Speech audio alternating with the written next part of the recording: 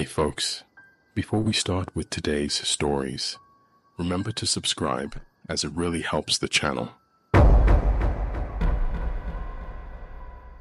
She's dead. Emily is dead. She is dead. Emily died.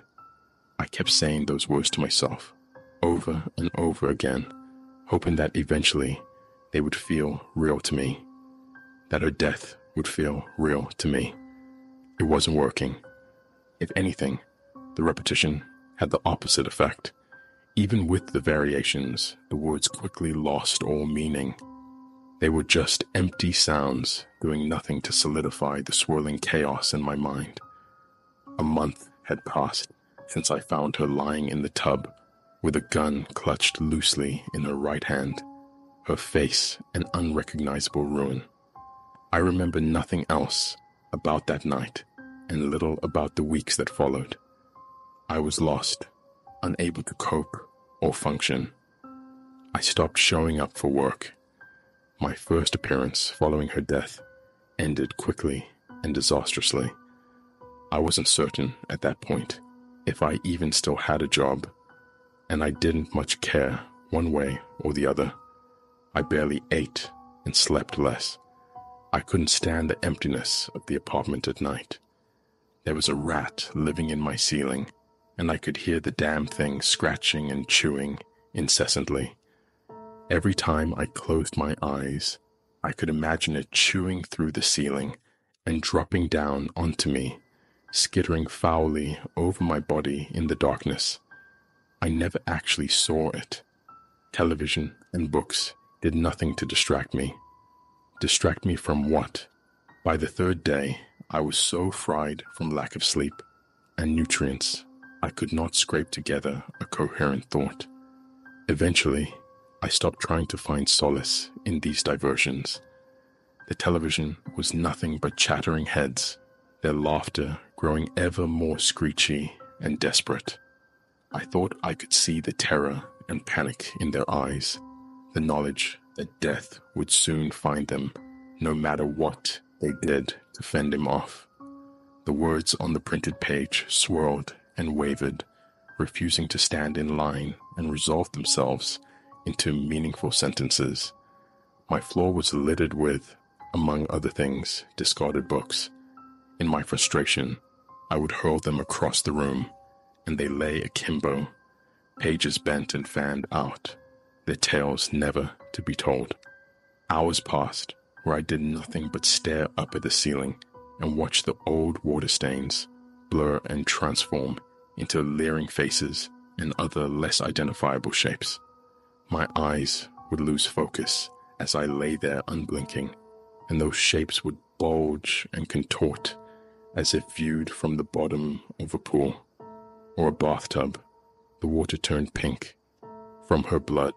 I remembered screaming.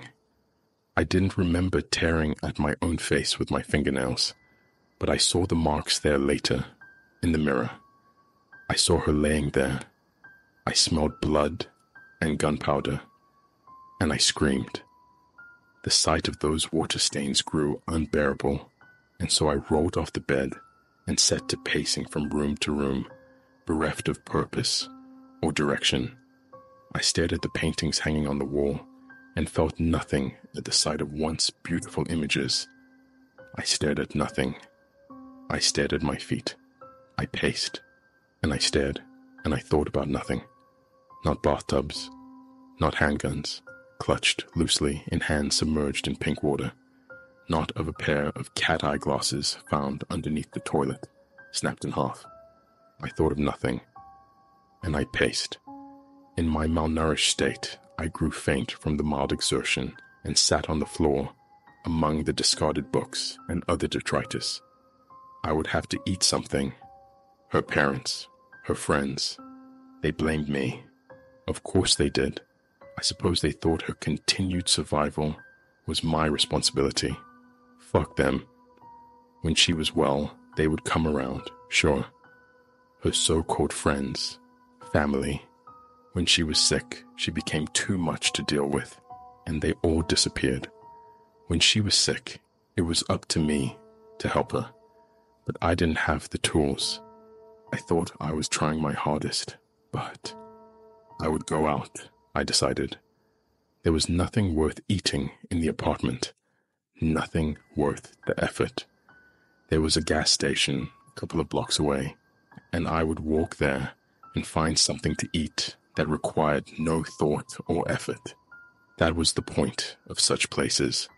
So convenient, you didn't even have to think. It was February, and it was a cold bastard of a February. Going out required putting on shoes, a coat, a hat. Somehow, I managed to complete all of those tasks without giving up and sinking further into starvation and despair. Somehow, I managed to leave the house.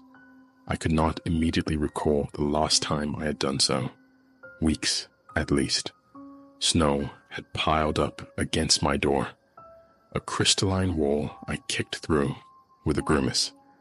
The mail had piled up too, but that I left where it lay. The winter storms came again and again, and never receded long enough to facilitate a thaw. Eventually, those who had the will to shovel the sidewalks gave up on the effort, and I couldn't blame them. You could only fight a losing battle for so long. I knew that. I trudged along, accompanied only by the constant crunch of my footsteps.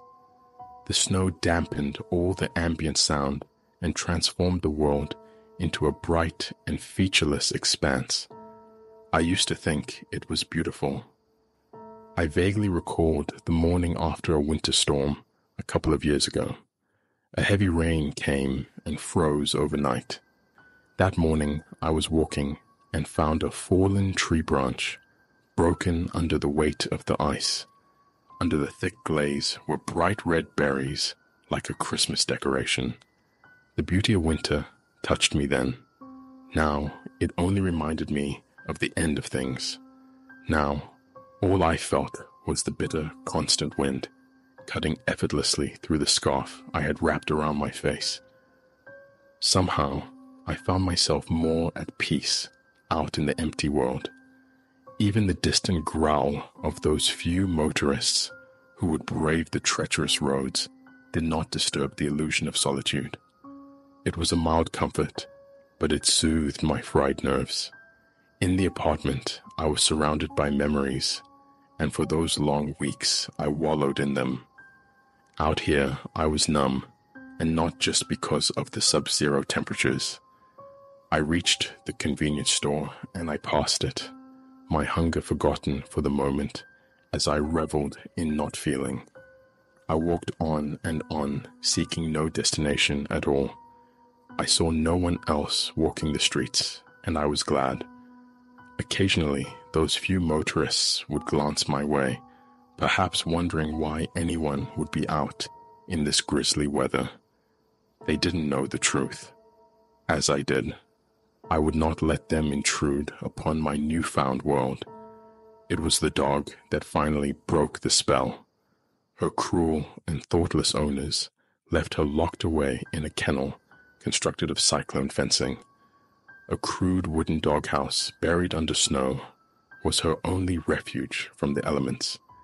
She sat out in her tiny yard, shivering, unable to muster the energy to bark.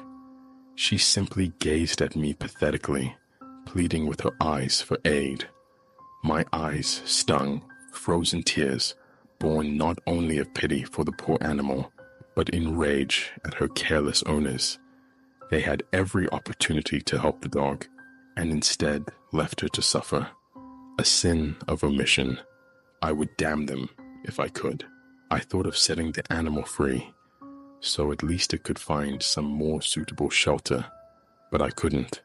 The most likely outcome would be for the dog to be picked up by animal control and put to sleep.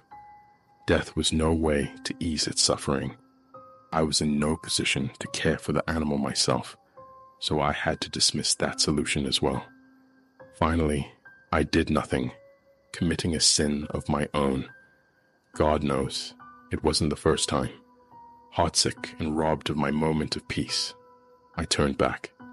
In her last days, Emily spoke of a dog. For a long while, she seemed to be getting better.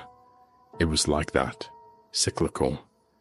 In her darker times, I tried my best to help her, to pull her out of that dank pit. Sometimes I almost felt successful in the endeavor. Most of the time, it seemed that the only thing that really helped her was time. Better times always came eventually, though the dark times seemed to grow longer and longer. Her last dark period ended months before, and her brightness was more brilliant than ever. She smiled again. She laughed again. Her interest in sex, once long lost, was renewed with an almost startling vigor. Her interest in hobbies and creative pursuits was similarly revived. In those months, she painted almost non-stop, finishing more work than she had in the span of years prior. They were fantastic too, beautiful and rich with emotion and symbolism. Her talent with watercolor was, at least in my layman's eyes, on par with the greats of the medium. I always thought if she would only display her art for others, success would quickly follow. That didn't seem to be the goal for her. She painted because it was the only way she knew to speak the language of her deepest thoughts and feelings. To express that effectively seemed to be her only goal. I respected that, even if it frustrated me at times. She even began to speak of the future again, and in a positive light, which was to say, she spoke of the future as if it held any hope or promise for her. She talked of our relationship, of career, of travel.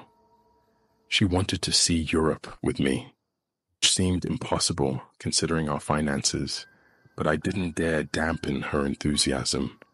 She spoke of adventure and excitement, passion and life. In every aspect, she renewed my faith in the possibility of our shared happiness. I saw her again for the vibrant, brilliant woman she once was before the weight of mental illness began to take its toll in earnest. I was happy then. We were happy then, until she started hearing the dog. I have no idea when it first started, because I never heard the dog myself. The dog was in her head. She suffered from hallucinations, had experienced them with all 5 senses. She considered touch to be the worst, the most disturbing.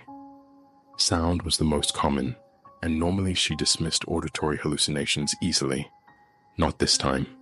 The first time, she mentioned it aloud. Without thinking, I simply said, "I don't hear any dog." This upset her greatly. "It has been barking non-stop," she said crossly. "It's giving me a headache. It keeps getting louder." "It must be a hallucination," I said. "I'm sorry, honey. I hope it goes away soon." That was all I could say. Empty words that did nothing whatsoever to help.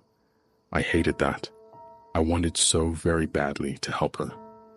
Ease to her suffering. It wasn't just hallucinations. In fact, normally hallucinations were the least of her worries.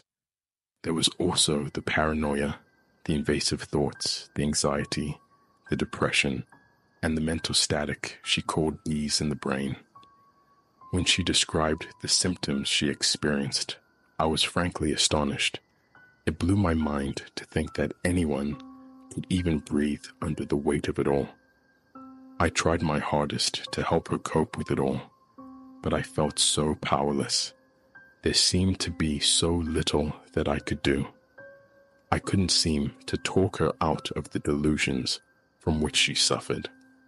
Even when she knew academically that her fears were impossible, or at least phenomenally unlikely, they did not seem any less real in her mind.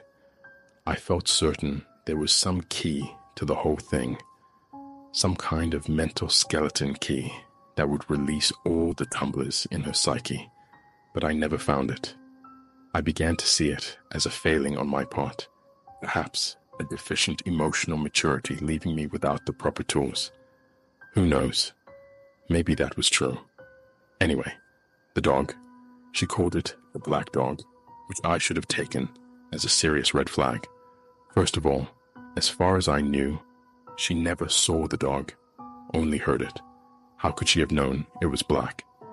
Second, the image of the black dog has been seen as a portent of death going back centuries.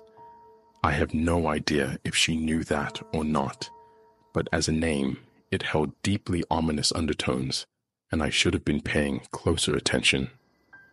I guess I thought it would pass soon, and maybe when it did, the better times would resume. Instead, she grew ever more withdrawn and paranoid. I kept catching her peeking out the window, as if watching for it. The sound of a neighbor talking in the next room, or a rabbit bounding through the snow outside, would send her into a complete panic. The rest of the time, she would sit in her chair, staring into the middle distance with an empty expression. For a while, months before this, she was on a medication meant to treat her symptoms. If it did so at all, I have no idea, because she would spend days just like that. Any time I would speak to her or touch her, she would jump as though I appeared from out of nowhere wearing a Halloween mask and screeching. One night, we were laying in bed. I had just drifted off to sleep when she started screaming bloody murder. I leaped to a standing position, with my heart feeling like it was trying to tear itself in half. "What is it?" I cried.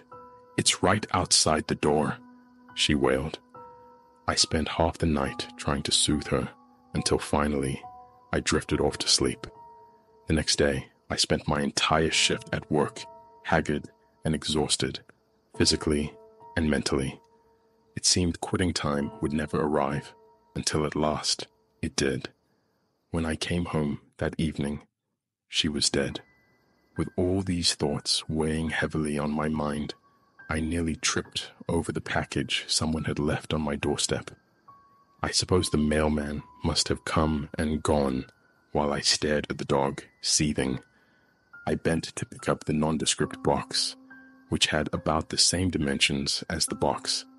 A pair of men's work boots would come in, but twice as tall. It was addressed to Emily.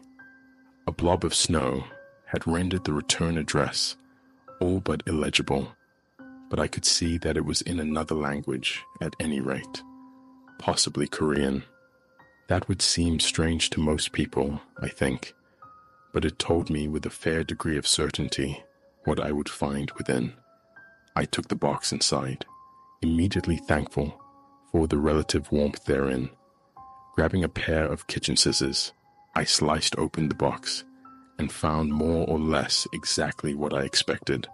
A doll, unstrung, with its pieces cocooned in bubble wrap. Normally, she ordered dolls strung, but used dolls occasionally came this way. Emily collected and customized ball-jointed dolls, typically referred to as BJD. Every articulated piece of the doll is a separate piece. There are no fixed joints. The dolls are bound with a thick cord of elastic, which, at a proper tension, holds the doll together snugly enough that the joints don't flop around, but loosely enough that it is possible to manipulate the joints into different positions without any snapback.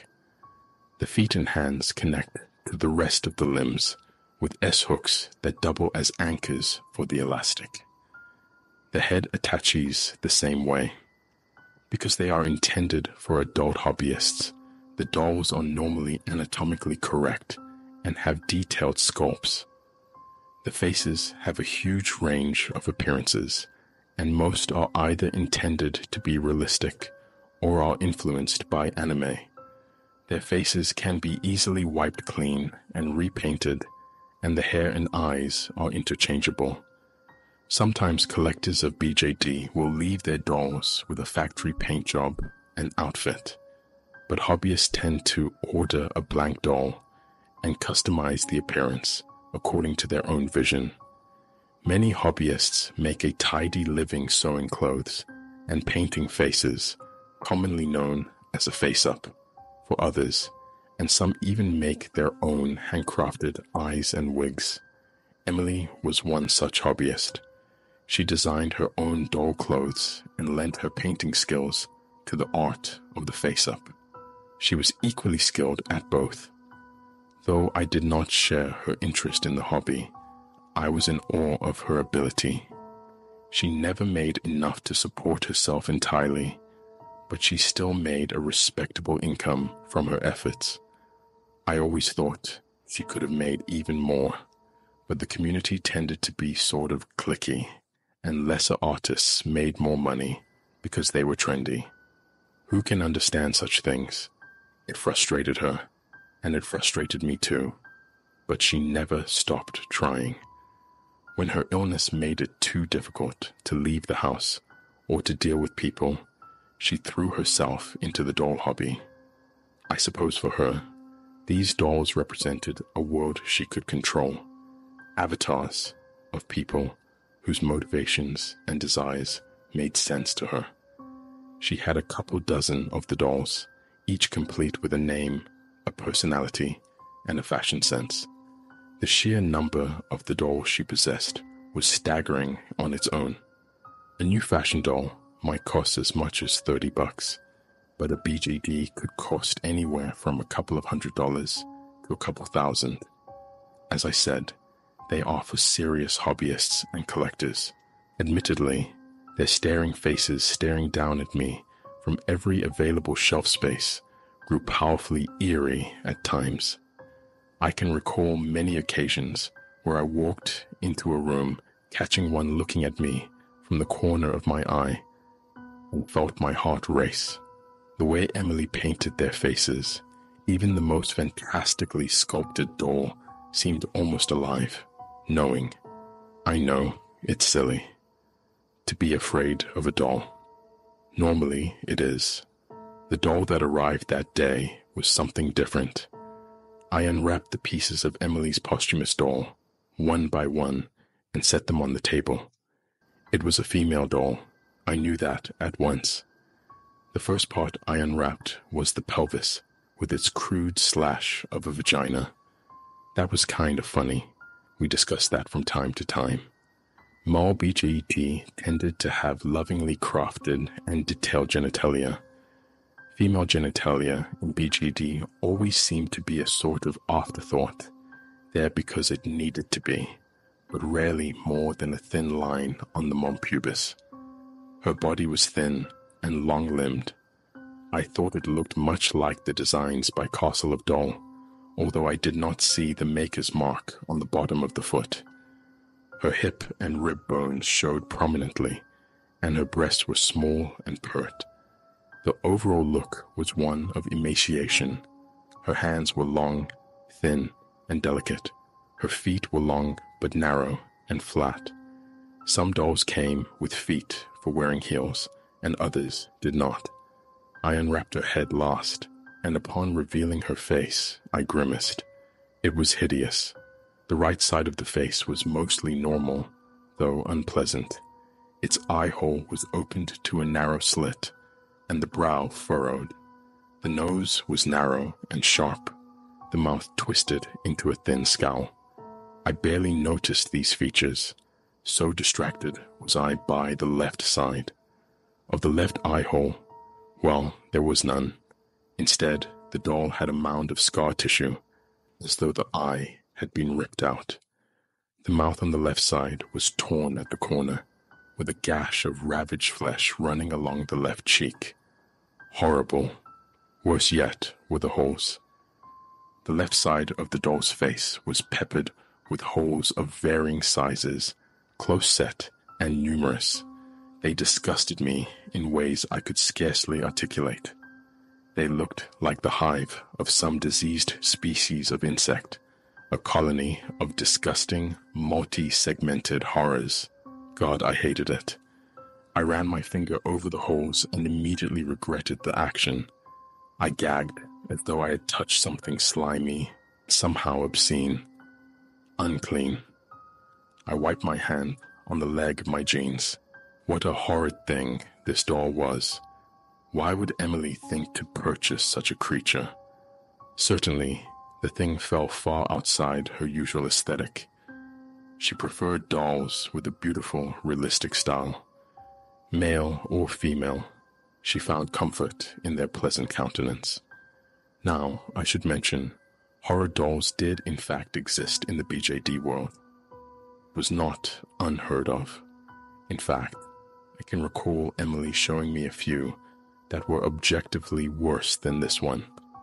One of them had the appearance of a desiccated corpse whose body ended at the torso in a ragged profusion of spine and viscera. Why this one should disgust me so, I am at a loss to articulate. It was awful, certainly, but it also disturbed me on a perhaps subliminal level. I found myself growing nauseous the longer I looked upon that pock-marked visage. Perhaps only to hide that face from my sight, I turned the head around. Dolls who lacked a maker's mark on the foot usually had one stamped into the back of their heads. This one did not. I removed the head cap. BGD either had removable faceplates or removable head caps. This allowed the collector to change the eyes and remove the head from the body. The eyes could be affixed with putty, but Emily found that silicone earplugs worked wonderfully for this purpose. Inside the hollow of the head cap, I found the only identifying mark the doll possessed, a name. Not just any name, but a name that I found immediately significant. Emma. The doll's name was Emma. That was my pet name for Emily. I turned the doll's head around and looked again at the unblemished left side of the face. It was easy to miss since the head was unpainted, but on closer inspection, I thought I knew this face. It had Emily's nickname, and it had her looks too. It wasn't a perfect match, and she wore a cruel expression I never saw the real Emma wear, but the resemblance was uncanny once I noticed it. I guess that's why I didn't just pack the doll back into the box and throw it into the closet. I thought it meant something, the name and the face. I didn't know what, but I thought perhaps Emily did, before she died. Maybe she wouldn't have wanted the doll to languish in storage forever. Instead of packing the doll away, I crossed the room and threw open a plastic tote containing Emily's doll supplies. After a bit of rummaging, I found a length of elastic, some S-hooks, and a bit of wire. I've helped Emily string dolls numerous times, though never by myself. Still, I managed. It took me close to an hour to get the whole thing right. In the end, I was actually proud of myself. Emma was complete. Her arms and legs could hold a variety of poses without snapping back. She could stand on her own, and none of her joints hung loosely. It was as perfect as I could ever hope to achieve on my own. The finished doll stood at about 70 centimeters. It was tall for a female doll and appeared gaunt to the point of emaciation. Her arms seemed too long for her body, even considering her thin, rangy legs. Her neck was long and narrow, delicate. She was beautiful in a way if one did not consider her grotesque, ruined face. I confess that in the intervening weeks between her death and that day, I did little to change the appearance of my living space. All of her things still littered the apartment, and as such, most of her dolls still sat in their appointed place atop shelves and furniture. Upon her dresser was a miniature couch of her own construction in perfect doll scale. It was a thing of beauty. Two of her dolls sat upon the sofa, Sasha and Raina. I placed Emma between the two of them, still nude. After the exertion of stringing the doll, I found little energy to find clothes that might fit her. Perhaps I had done enough for one day. The task complete, I set my compass upon my typical night's destination, to drink and find oblivion. The drinking was easy, but oblivion always seemed to skate ahead, just beyond my reach. I couldn't sleep. The longer I closed my eyes, the clearer the image of Emily's ruined face became in my mind's eye. It did not seem like I would ever make peace with what had happened. Over and over again, my traitorous memories revealed moments when I could have helped her, could maybe have prevented her death. The most common motif was my failure to encourage her to seek help in the form of medication. I'm certain now that the right medication would have saved her life. I mentioned before the drug that left her almost catatonic. I guess that sort of confirmed prejudices about antipsychotics that I had always subconsciously held. The medication would perhaps alleviate some symptoms, but in the bargain would rob her of everything I loved and admired about her. That's what I thought. I realize now what an ignorant and selfish concept it was to which I held so dearly. She told me she wanted to stop taking the drug, and so of course I quickly supported the idea. I did so without so much as a moment's consideration for replacing the drug with one that may be a better fit. The subject was never seriously broached again. I killed her as surely as if I had held the gun myself. I poured another few fingers of whiskey into the tumbler at my right side and lit a cigarette, staring into the middle distance. I never used to smoke inside. In fact, before she died, I rarely smoked at all, rarely drank at all. Shortly after her death, I began to drink every night, usually with a cigarette in my free hand. Sometimes I would play music, somber pieces I never enjoyed before. Mostly, I would just sit in silence, trying to will my mind into emptiness. What I would do when my money ran out, I neither knew nor cared. I didn't have the headspace for another problem. Some unknown interval passed, and the liquor bottle, at last conquered, lay defeated on the carpet among the ruins. My last cigarette smoldered lazily in the ashtray, having failed one more time to set my apartment ablaze. My mouth tasted of bitter bile, but I hardly noticed. I finally caught up with oblivion.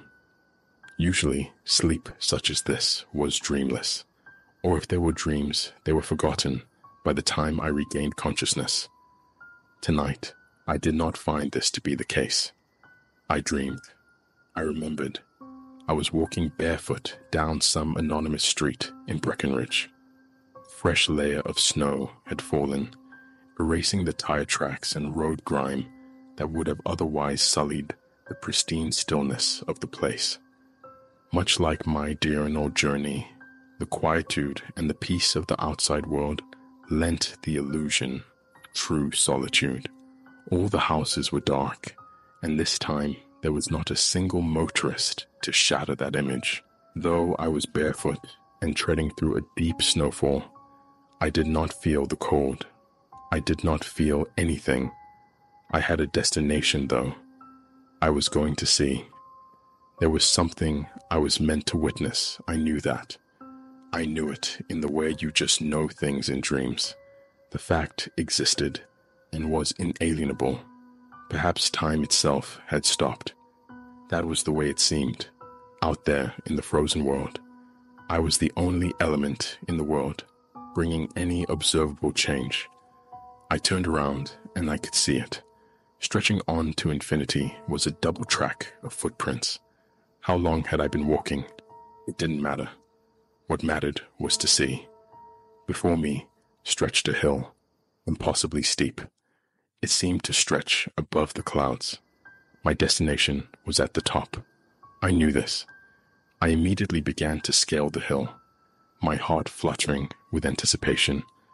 I climbed and climbed, the zenith ever out of sight. I never tired, and I never felt the cold.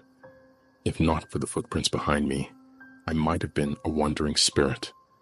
To my left and to my right were a continuous stream of homes, yards, fences. They all jutted out from the ground at an impossible angle, as if the hill itself rose from level ground overnight. It was a wonder the occupants did not roll off their beds and out the window as they slept.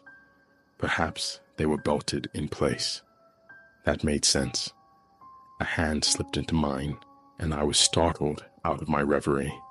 I turned to my left and saw that Emily was with me. She smiled at me and gripped my hand tighter. My heart soared at the sight of her, and I could feel something for the first time in that strange dream. I could feel hot tears rolling down my cheeks. She spoke, saying, "Hurry, we're almost at the top. I have to show you something." I nodded, unable to speak. I glanced behind us and saw that she left no tracks herself. Suddenly, the way ahead was obscured by a thick fog, and I realized we were in the clouds. The hill grew ever steeper, and I wondered how I kept my footing. Perhaps Emily helped. "Emily." "I'm so sorry, Emma," I said. She only smiled in a sort of wry way and held a finger to her lips. I could scarcely see her for all the fog. The clouds, I mean. We climbed the rest of the way in silence. I felt impossibly relieved to find myself in her presence again. I could even smell her. The air was so clear up in the clouds. All at once, the ground seemed to level off again. The peak was clear. No impossible houses to obscure the view. Below us, the clouds parted, and I could see the entire town spread before us. A grid of streetlights. We sat together in the snow and waited to see. I could sense some feeling of anticipation from Emily. It was coming at last. She held my hand ever tighter. I turned to her, but she just pointed ahead to the horizon. I turned, and I saw 2 moons rose in the night sky side by side, brilliant and impossibly large. Something stirred within me at the sight of the twin satellites. I felt powerful awe, as if I was seeing something great and rare, impossible. But as great as was my awe, even greater was my terror. It was like looking into the face of... "Those aren't moons," Emily said gravely. "Those are his eyes." Immediately, I saw what she meant. There was a shape beyond the luminous orbs, a greater darkness than that of the night sky. Something so massive that it blocked the stars. The streets and houses below us cracked and shook, torn asunder by great heaps of moving earth. An earthquake? "He is rising. He is coming," Emily told me. She turned to me, her eyes blazing. She clutched me by the shoulders. I could smell blood on her breath, and gunpowder. Who is that?" I asked, bewildered. The pavement, sidewalks, houses, and great heaps of earth sloughed off the great hills that rose all across the darkened town.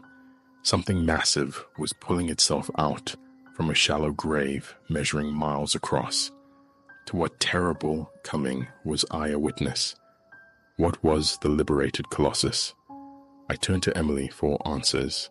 Her tone and the set of her face expressed a boundless dread. "You can't think about him. Don't think his name. He is always listening. He is always listening. Thinking about him gives him power. Do you understand?" "No," I cried. "Don't think about who?" "He can hear us," Emily said, and her face changed.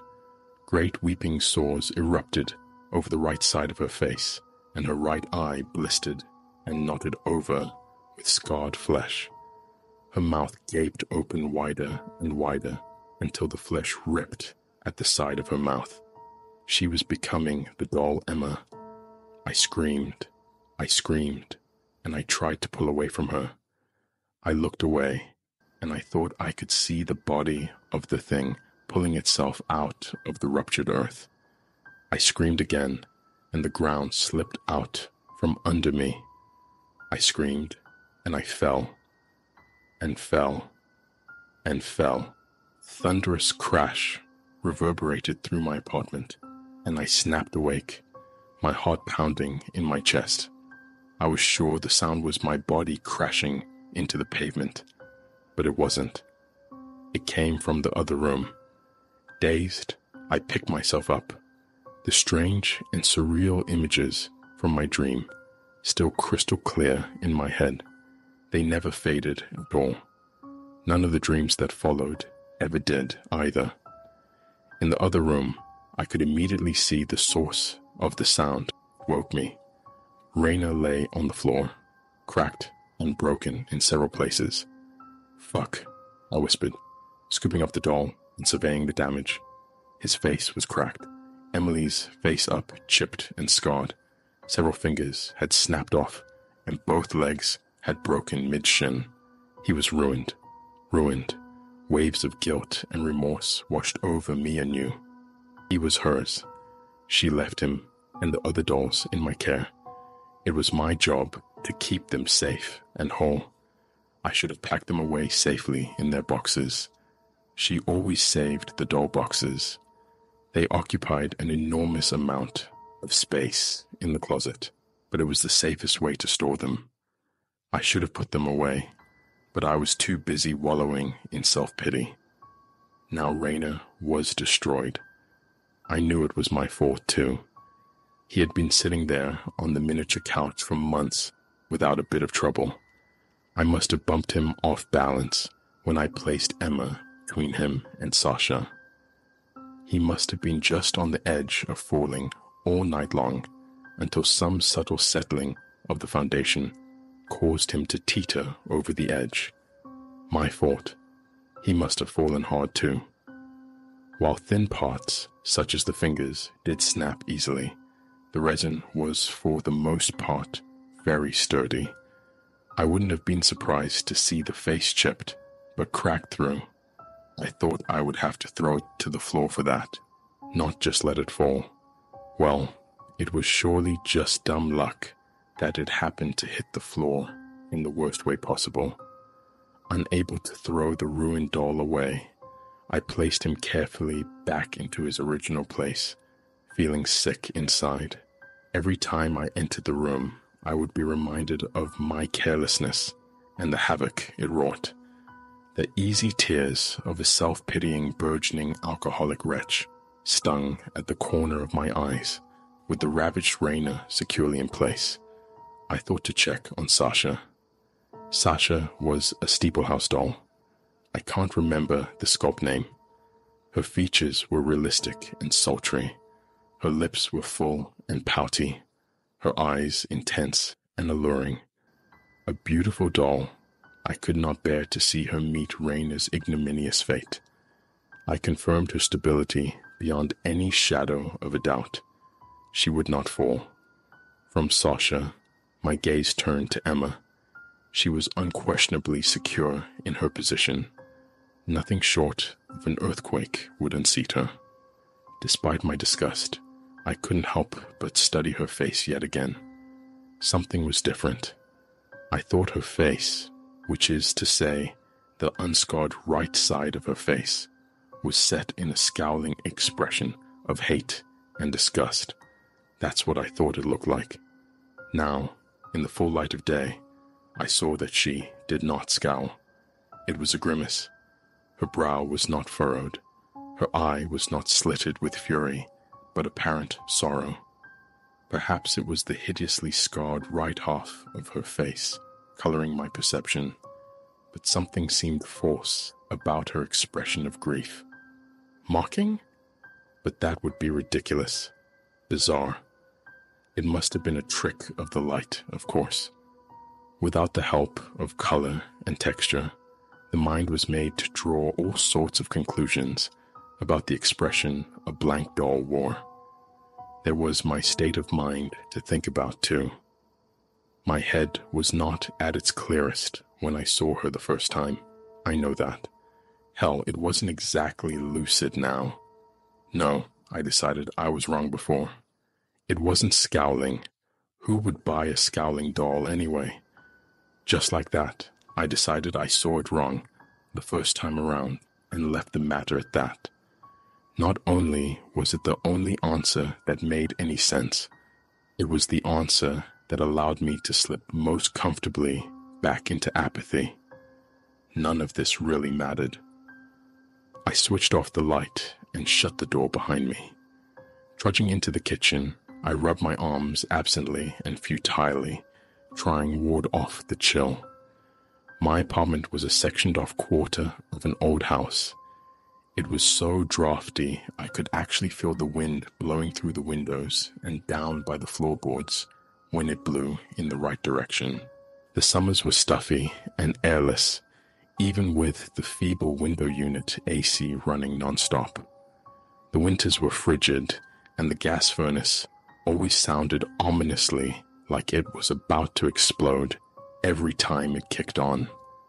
The overhead lights in the kitchen didn't work because of a water leak from the upstairs apartment. The toilet flushed only when it wanted to. I hated the place, but the rent was cheap, and the landlord was so negligent of the property that I doubt he would come down from Topeka to evict me until I was at least 3 months late on my rent. So there was an upside to it. In the kitchen, I chugged a plastic tumbler of water, mostly to rinse the nasty sleep film coating my mouth.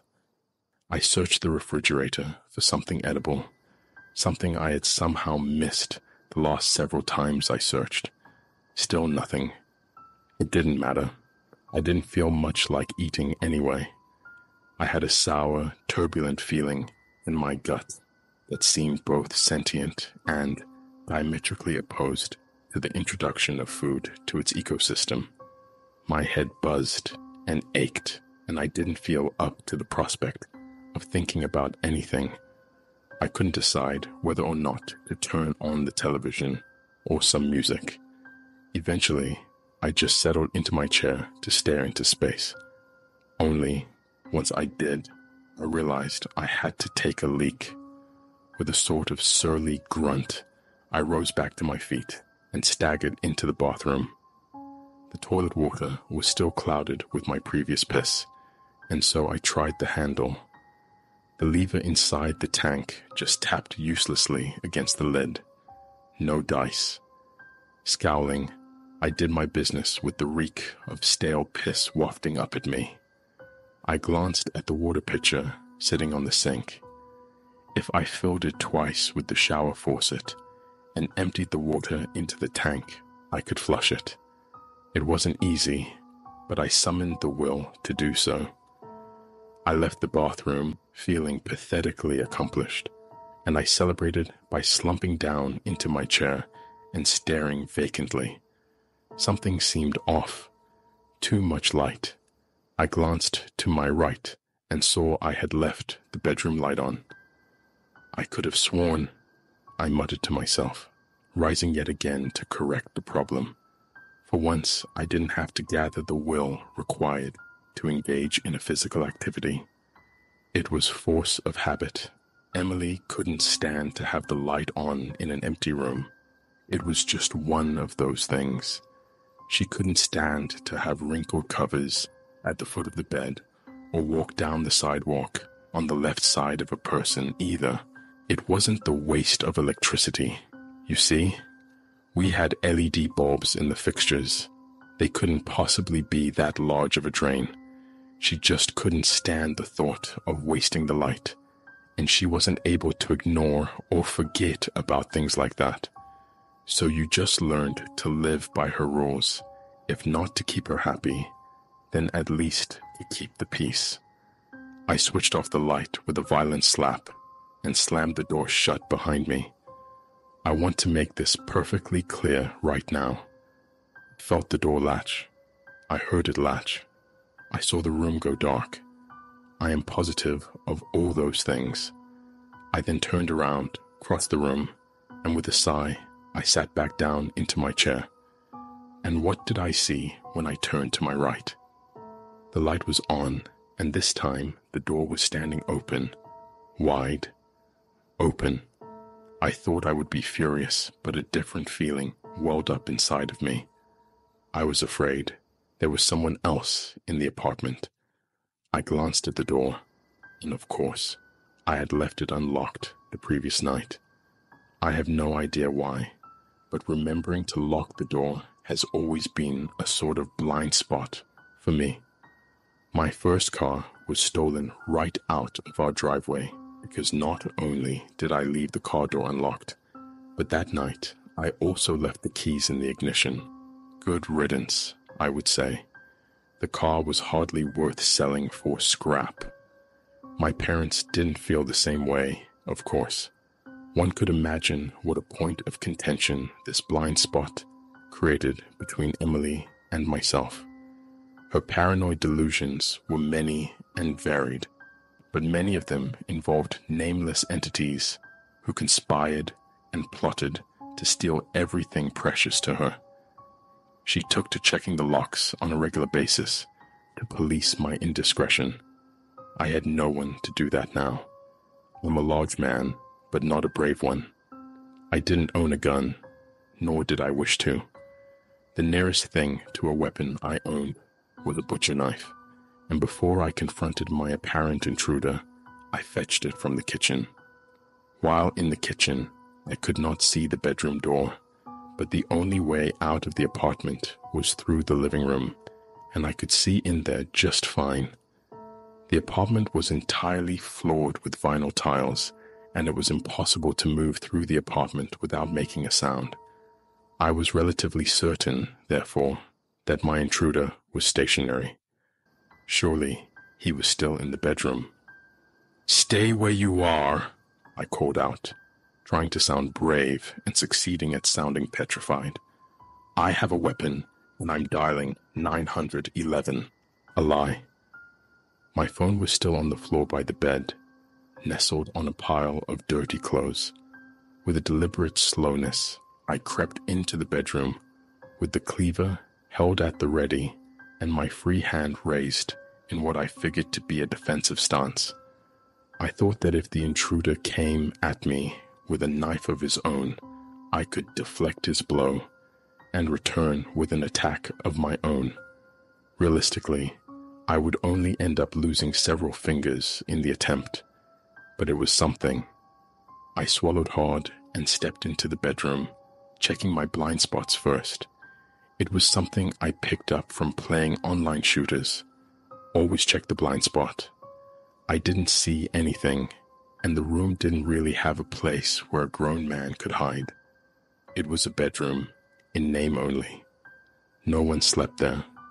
In order to take full advantage of the apartment's lackluster heating and cooling, our bed was set up in the living room next to the window unit. The bedroom was converted into a workroom for Emily. She painted in an empty corner and sewed at a desk set up on the other side of the room. There was the dresser her doll couch sat upon, and a few shelves, but no other furniture. The closet. He must have slipped into the closet. It was the only answer. The bedroom walk-in closet was situated in the far corner of the room.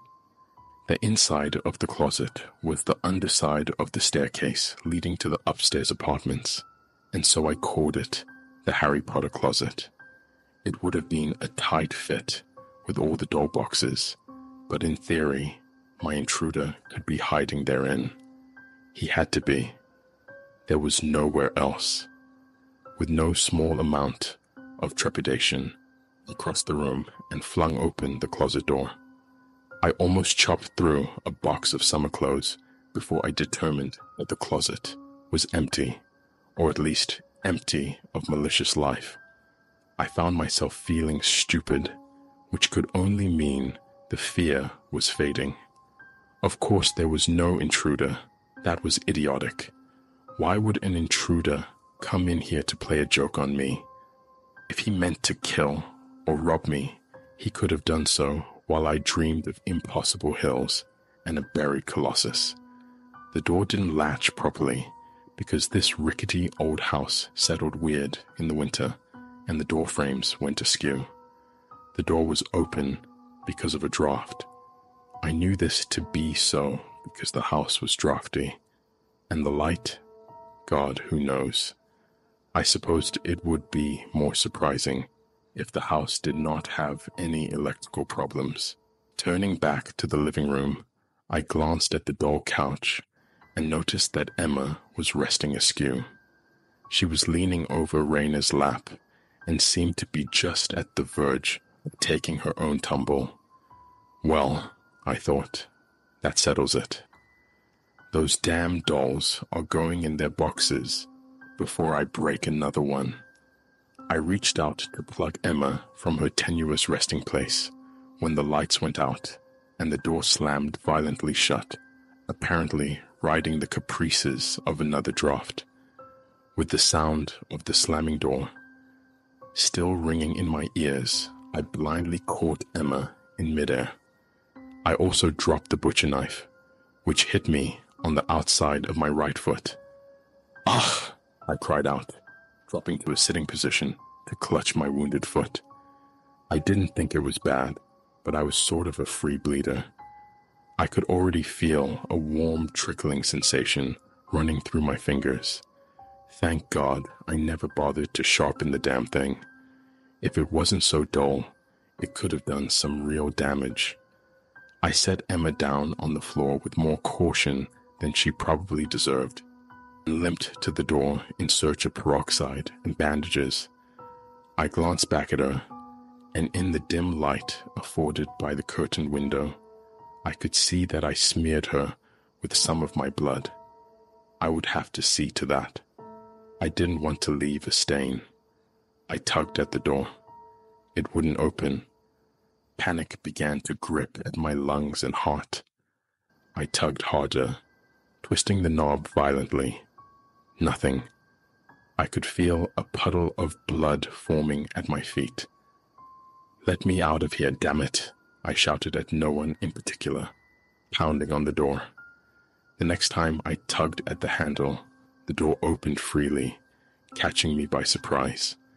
I slipped on the puddle of blood and fell on my ass, shaking the entire apartment. None of the dolls fell, thankfully. Rubbing at my wounded pride, I rose to my feet and crossed the doorway before it could change its mind. Its mind. I was apparently losing mine. A knock came at the door, causing me to emit a not altogether manly yelp. I stared at the door for a moment, not knowing how to respond. The knock came again, and someone shouted from the other side, "Hey, Justin, it's us. Can we come in?" Deuce had to be Christina and Lucas. They were the only two friends I had left. "Come on in," I called. "It's unlocked." They let themselves in and gasped at the sight of me, bleeding and bedraggled. "Give me a second," I said, trying vainly to downplay the situation. I cut myself a bit. "Jesus Christ, Justin!" Christina cried, rushing to my feet, her short blonde hair trailing behind her like a pennant. Lucas followed, looking sheepish and kind of green, scratching at the back of his head and grinning his crooked Lucas grin. He shut the door behind himself and took a moment to survey the room. It was trashed. Somewhere in the post-adrenal jitters and Christina so busily trying to inspect my injured foot that she almost flipped me on my ass, I had time to feel ashamed at what a wreck the place had become. It was the first time anyone had stepped inside since Emily's death. "Don't just stand there, numb nut," Christina called over her shoulder to Lucas. "Grab the first aid kit." "You got a first aid kit, Jess?" Lucas asked, trying to mask his fright by acting nonchalant. I noticed he was taking great care to look anywhere but my feet. "There's a kit under the bathroom sink," I told him, as Christina dragged me to a chair. I was momentarily thankful for the cheap linoleum flooring. If I had carpeting, I would never get all the bloodstains out. Lucas appeared with my first aid kit. Or, actually, it was Emily's first aid kit. I never thought of things like that. It was a source of comfort to her to be ultra prepared for any situation. She's the reason I had a fire extinguisher and health insurance too. Christina poured peroxide over my wound, and I hissed. She said, "Quit being a baby, Justin. You want to get an infection. Lucas?" Lucas was standing at my bookshelf, riffling through the paperbacks. He turned back inquisitively, focusing on Christina's blazing blue eyes with laser-like precision so as not to catch a glimpse of any blood. He was notoriously hemophobic. I have personally witnessed him faint over a paper cut. "Grab a trash bag and pick up the place," she told him. "It smells like a hamburger, has the beer farts in here." I blushed. Although I admired Christina for her guts and her directness, it was more than a little embarrassing to have those qualities aimed at me. I decided to change the subject, while Lucas followed her commands with a nod. They were like an old married couple in a sitcom, and never mind that they had never so much as dated. "How bad is it?" I asked. After the peroxide, she swabbed the wound clean with an alcohol wipe, which also stung like a bastard. "Thank you for asking. Or you should probably get a couple of stitches," she said, digging through the kit. "But since I know you won't, these butterfly strips will have to do. It's not actually that big a wound, but it's kind of deep. What were you doing?" I blushed again, or else I blushed deeper. I'm not sure if the previous blush had abated by that point. I told her, "There's not really a way to explain this where I don't sound like an idiot." "I assumed," she interjected. Over the butterflies and blob of antibiotic ointment, she layered a couple of regular bandages. "That should do it, unless you need me to kiss the boo-boo too." "All I really needed was a hug," I said with a mock quaver in my voice. "Shit, Justin," Lucas crowed, wrapping me in a bear hug. "That's all you needed to say." "Get off me," I cried, laughing. That must have been the first time I laughed in weeks, but that was Lucas's special talent, I guess. "So?" Christina asked. She was still kneeling before me like Jesus when he washed the feet of the apostles, except Jesus didn't have a mixed expression, anger, and concern on his face. I don't think he did anyway. God knows what those guys had on their feet, walking around in Birkenstocks all day. "Yeah," I said, averting my eyes. I thought there was a burglar in the bedroom. The light kept coming on, and you thought there was a burglar stealing your kilowatt hours?" Lucas asked incredulously. He was still collecting trash. "I don't know. I thought it must have been someone." The door opened, too. "In this slanty shanty, I'm not surprised," Christina said, settling onto the couch. "I can actually see how far out of level that door frame is." "Yeah," I said, realizing my prediction was proving true. I sounded like an idiot. Nothing left but to see it through to the end. So I grabbed a butcher knife from the kitchen and went in to investigate. "And you dropped it on your dumb foot. Is that it?" Christina asked. "Yeah, that's pretty much the whole dumb story," I told her. She was silent for a moment. The only sound in the apartment was the clink and rustle of Lucas collecting trash. "Are you okay, Justin?" she asked, leaning forward, her brow furrowed. Yeah, I said, a little too forcefully. "Just paranoid, I guess." "Not that," she said, reaching forward to take my hand. "I mean in general. We didn't come here to bandage your foot. We came here to check in on you. Nobody has heard from you in weeks, and we care about you. How are you doing after what happened?" I opened my mouth to give some sort of dismissive denial, but the levees broke inside me, and I burst into tears. I unloaded everything on the two of them, all of my grief and guilt, and everything in between. I told them I felt totally lost, and I had no idea what I was going to do. Everything felt all fucked up and broken beyond repair.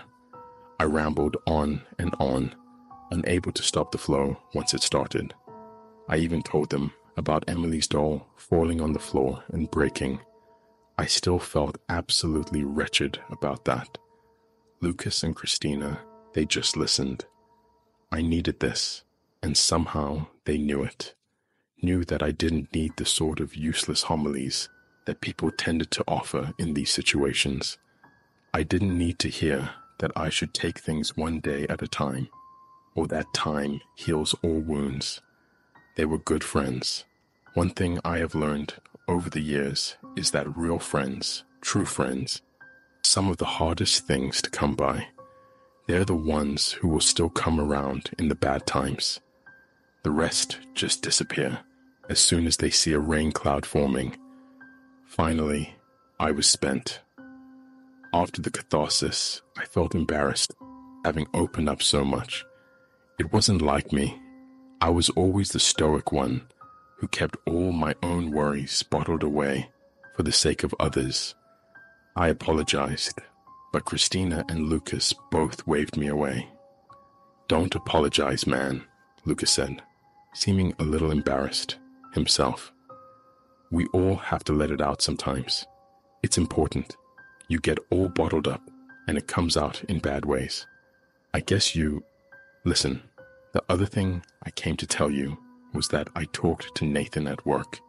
He agreed to cover your absence with the personal time you have saved up. And if need be, he'll cover the rest with a leave of absence. So you're not fired or anything. Just don't leave us out of the loop, Jus," Christina told me. "We're your friends, and we want to help, you know?" "Yeah," I managed to say, through the lump in my throat. "I know." "So," Lucas said, "is there anything else you want to get off your chest?" I almost told them about the new doll, Emma. I'm not sure why I thought I should have, and I don't know why I decided not to. I suppose it all came down to a feeling. It was a feeling that there was something wrong with that doll, something so insidious that it would be impossible to put my fears into words. I could try, but I would just look like a fool. They wouldn't understand. They would just look at me in a sort of pitying way that I didn't want. That's what I feared. I guess I should have trusted them more. "I guess not," is what I said instead, even after I poured my insides onto the floor, both literally and figuratively. Lucas and Christina didn't take this easy excuse to make an exit. The two of them sat and shot the breeze with me for almost 2 hours after that. We spoke of gossip and movies, everything and nothing. The only subjects considered by an unspoken consensus were death, grief, loss, and suicide. I felt almost normal for those 2 hours, even with the dull ache in my foot reminding me of vivid nightmares, open doors, and lights that turned themselves on. I couldn't express to Lucas or Christina how I was so certain of another presence in the apartment. I couldn't even explain it to myself. Maybe I should have tried harder. I can say that now, knowing what would come next. At the time, I was willing to believe that nothing strange or unnatural happened in that apartment. At the time, I had no idea my troubles had only just begun.